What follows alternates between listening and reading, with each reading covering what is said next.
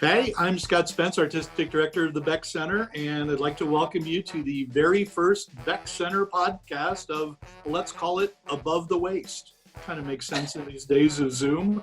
So whether or not there'll be a second one really is going to lay on the shoulders of my first guest today. So no pressure, Rory. So I'd like to introduce Broadway TV star and most importantly, Beck Center alum, Rory O'Malley. Thanks for joining me today, Rory. Thank you for having me. I'm honored to be here, and I hope I'm interesting Really. enough to have episode 2. I think we'll find that you are. I think we're gonna figure that out along the way here. So we're gonna talk for 20 or 30 minutes here today, and not be too crushingly long, but I'm sure the time will go by quick.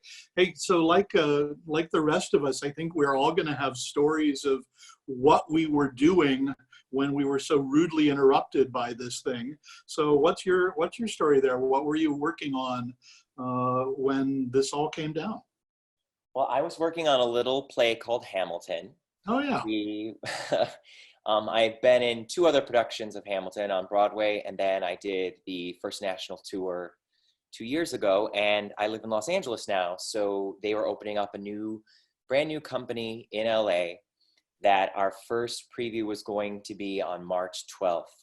And on literally the day. So March 11th, the governor of California that night said that no crowds of more than, I don't even know what it was, 250 at that point, which we're at the Pantages, so that's a 3,000 seat theater. So it was pretty clear the next morning at work, we were going to be told to hang tight.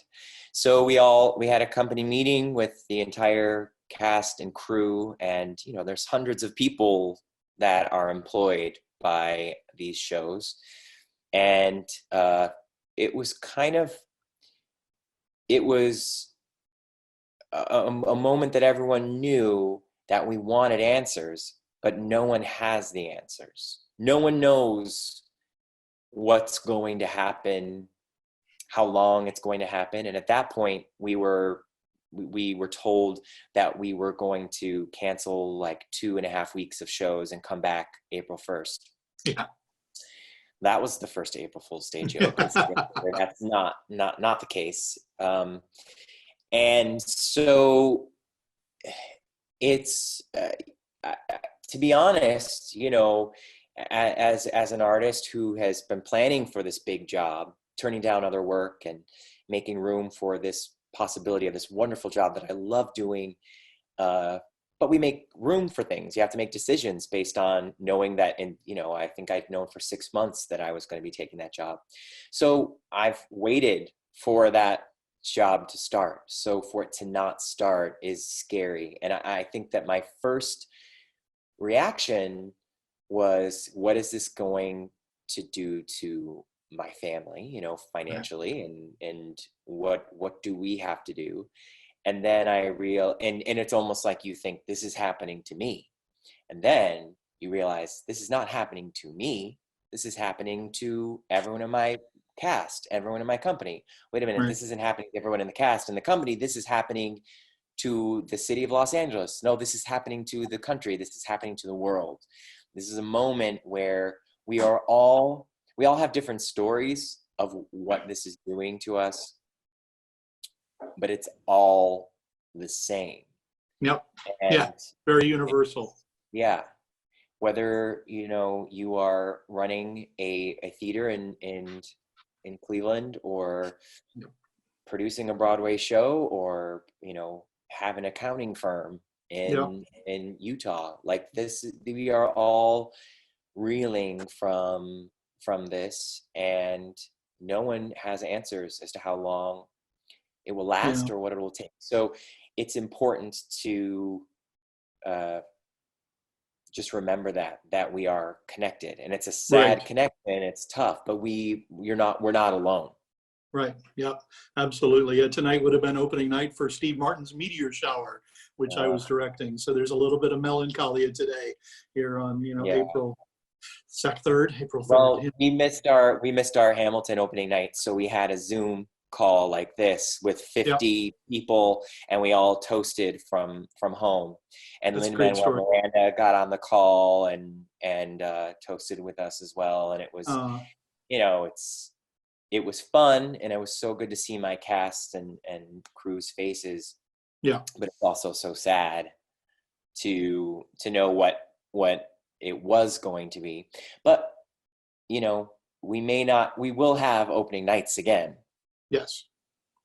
It's Yeah. hard because I don't know if this is with you. Like it's about accepting what's going on, accepting that this is real, and that we have to take all these precautions, but not going so far as accepting that the world will never come back. You know, Right. Oh, not absolutely. trying to accept something that's not true. Yeah, yeah. It's you hear a lot of doom and gloom out there, but you know, we in the theater, you know, we always feel like we're on the precipice anyway. Like we're, you know, every year is the end of theater. Well, we know better. We know Yeah, better. yeah. Well, No, it's so necessary. that's the present. We all know what the present. We're all full of the present. So for those people who don't know, obviously I introduced you as a Beck Center alum and one of our fave alums. So just in a nutshell, tell us just a little bit about your connection with Beck Center as a boy and a young man, and how it propelled you forward. I think people would be interested who don't know that story. Well, I would say that Beck Center was my home away from home, but it almost became my actual home for several years.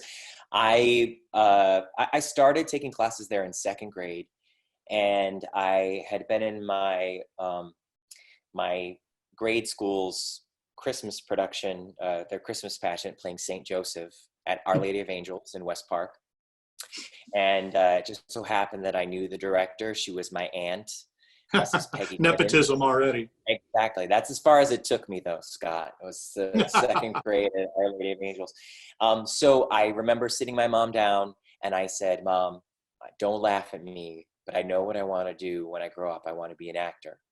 And she didn't laugh. She enrolled me in Beck Center classes. And it's so funny. My mom, a single mom, and even before I was born, her name is on the wall at Beck Center as the donors who helped make that addition from Lakewood Yep. Little Theater 1976. to Beck Center. Yes. And so that's 4 years before I was born, and she donated enough money to get her name on that wall when she was just a single woman who loved theater. Wow. You know, Yeah. and I was always so proud of that she her name was on that wall. And so, you know, I auditioned. I didn't get into a lot of the plays at Beck Center for the first couple of years, but I kept going and taking classes, and met so many wonderful friends. And then I started doing the plays there in about fifth grade.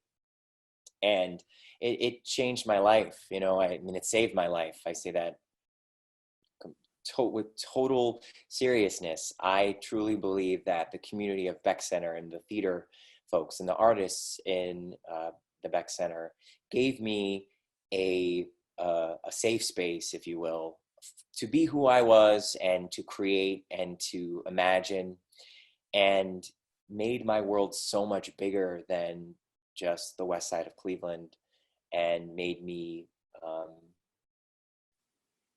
grow and have friends, and the folks, the young kids that I grew up with at the Beck Center are still some of my closest friends today. So yeah, that's great. You know, I was so busy in the 90s because you and I, in a way, started around the same time. Yeah. You know, you as a second grader, me as maybe a 10th grader.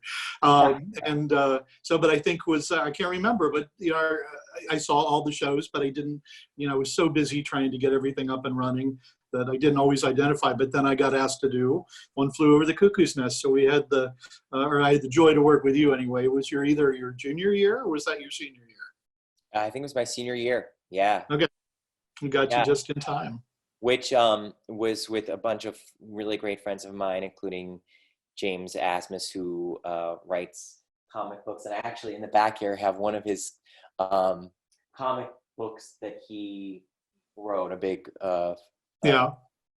picture up here, a poster of one of his, blown up of one of his X-Men comics. And Nick Lowe was a good friend of mine who writes comics. I had a lot of comic book friends at Beck Center, but but you know, there were just so many great young theater artists there at that time, It And was. yeah, it was right at the 50th anniversary of the Children's Theater Right. when You're it right. was my senior year. Yeah, Lynette came to me and threw out a couple plays, and I think I threw them all back to you guys, and it was pretty unanimous which one you wanted to tackle.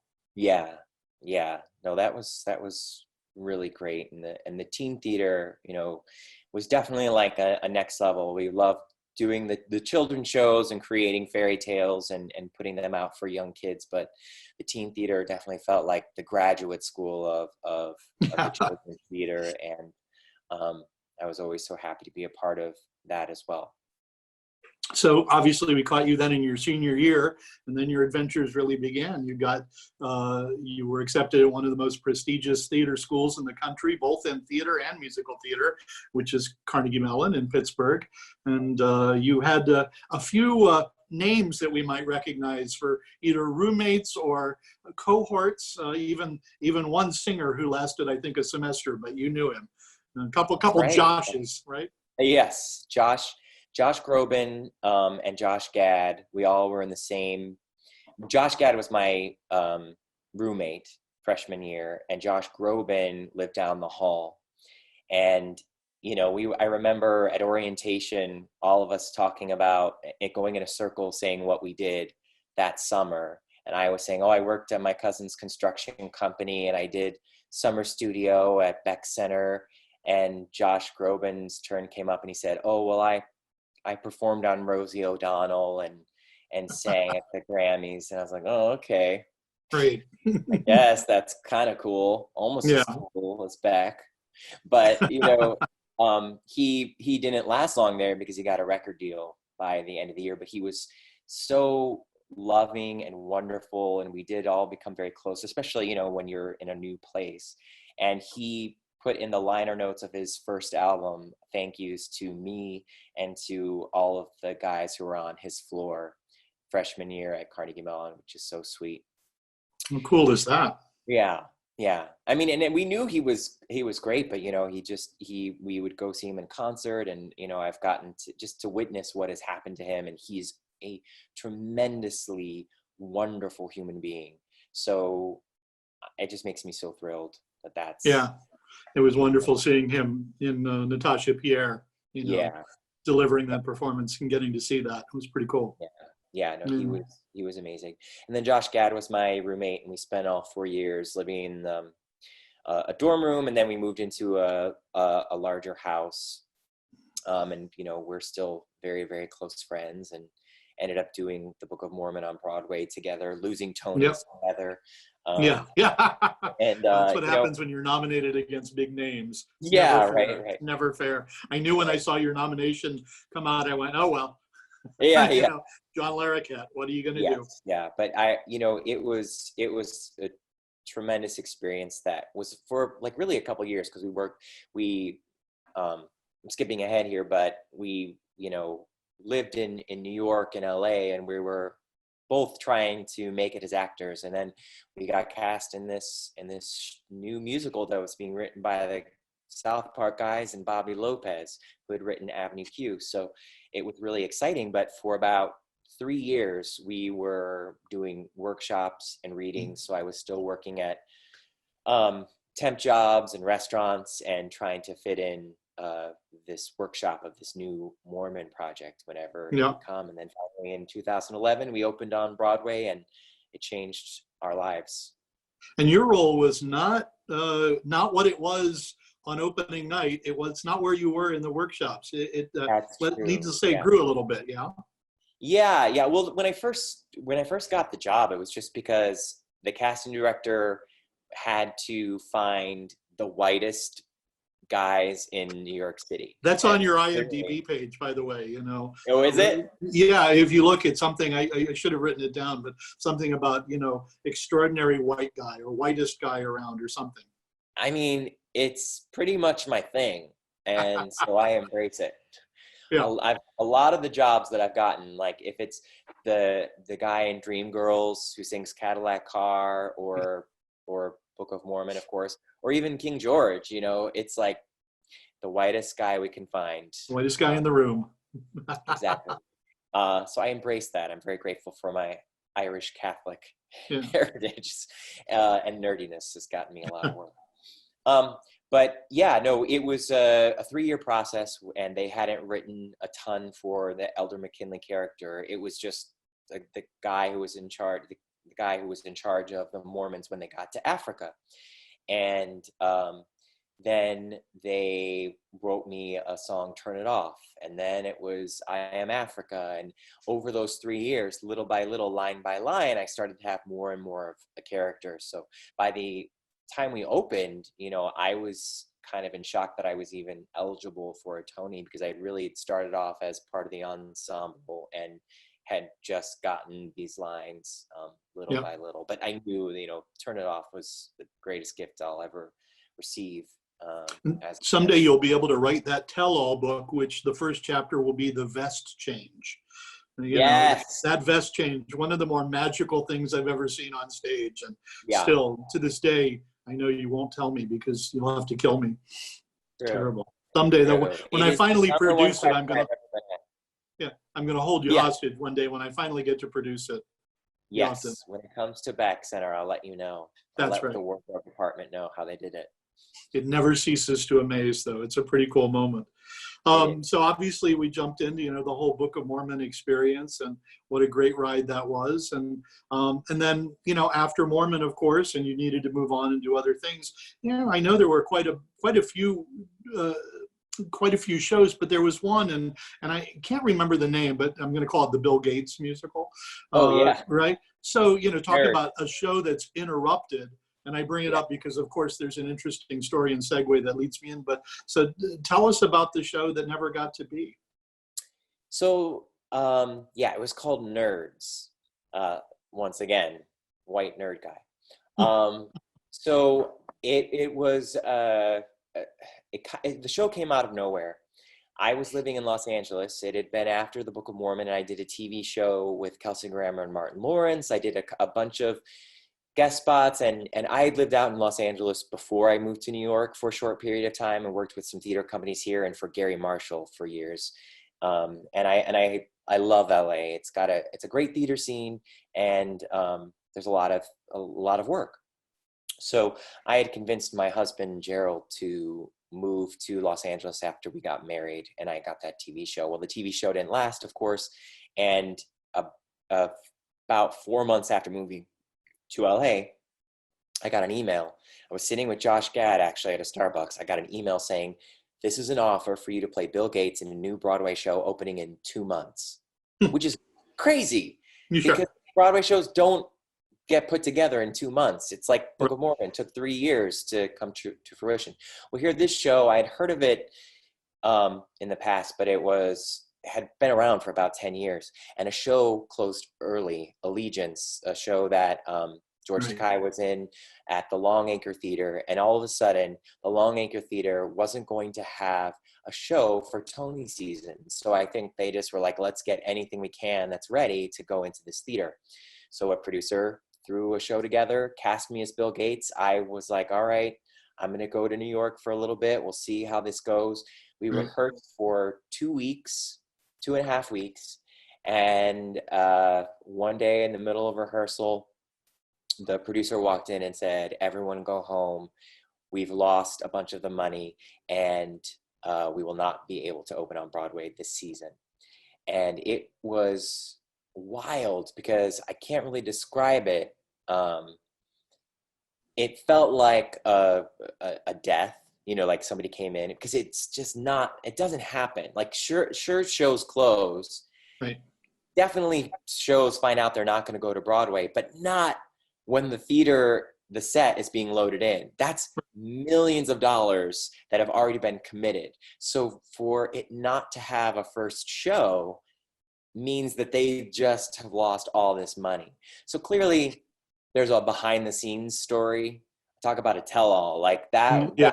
I still don't know what happened. I don't think we'll ever really know exactly. There's like lawsuits and all these things that are just a lot of stuff that I'll never know.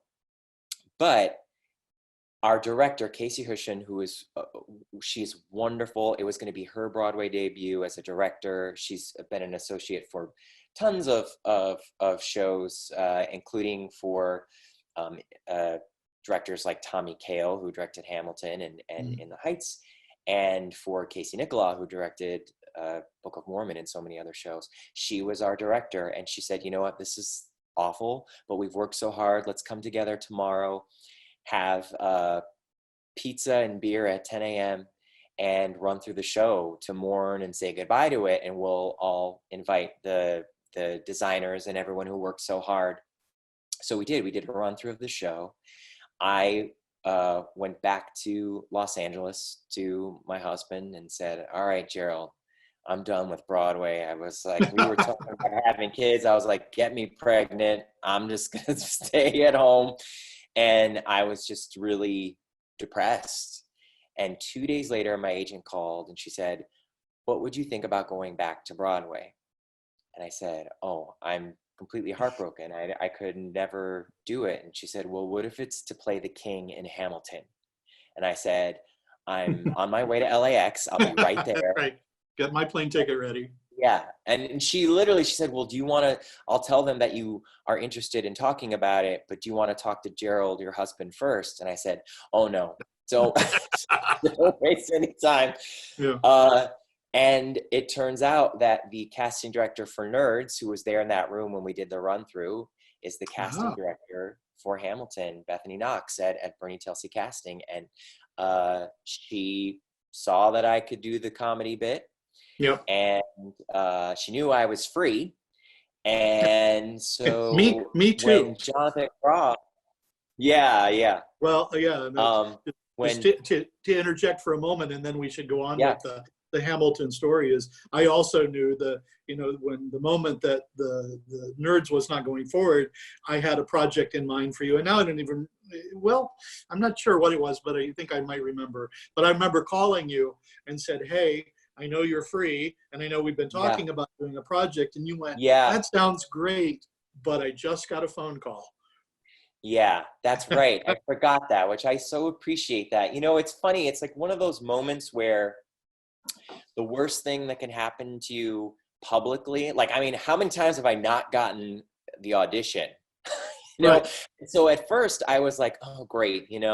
This closes, and the picture put out in the media is a picture of me in the New York Post, so I'm the poster child for this failure, which I've only even known that the show existed for a couple of months. Right. And, that was hard, but at the same time, it also was the entire theater community rallying around me and the rest of the cast. So many cast members found jobs within weeks, probably because people knew that this was a really unique situation and that we were free. And I remember that, and I'm grateful for that, because I am always, anytime we can figure out me coming to the Beck Center and performing, I will. Well, you've been very generous with your time already, so we'll definitely make that happen. We'll find that window at some point. Yeah, no, that'll be great. So, and then Hamilton, that little show, has been a part of your life on and off now for 4 years. 4 years, yeah. It was, my opening night was April of 2016. So, and pretty much most of the original cast was still part of the show when you joined, correct? The entire original cast was in the show. I was the first person to take over permanently for original cast member Jonathan Groff, who was leaving 4 months early because he got a job on Netflix to be in Mindhunter with David Fincher. And so at that point, the show hadn't been nominated for anything when I joined. The week after I joined, Lin-Manuel Miranda won the Pulitzer Prize. So I always joke with him, like, hey, bud, you weren't winning any awards until I showed up. Absolutely. So true. And you got to work with another former Carnegie Mellon, Leslie Odom Jr. That's right. Leslie and I were in college together as well. Leslie Odom Jr. And it was surreal, because I had seen the show off Broadway. I saw Leslie in it. I knew what it was. I knew what the role of King George was. And I thought, one day I hope to get to be in that. So to have these circumstances make it so that I was in the show with the original cast, I truly felt like I was 10 years old again, and somebody dropped me in Les Mis with Colm Wilkinson.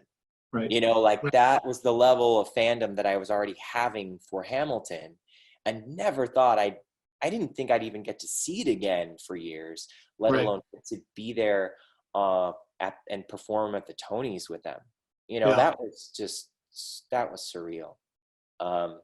So it really felt like I just won a contest to be in the front row of one of the most historical theatrical moments on Broadway.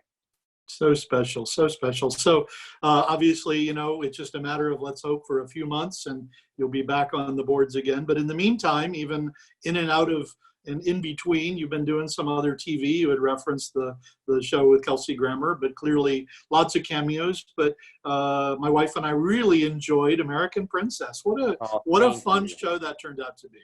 It was the most fun I've ever had working on a TV show. It was also because it was a bunch of theater folks, you know, like it was just a bunch of great personalities.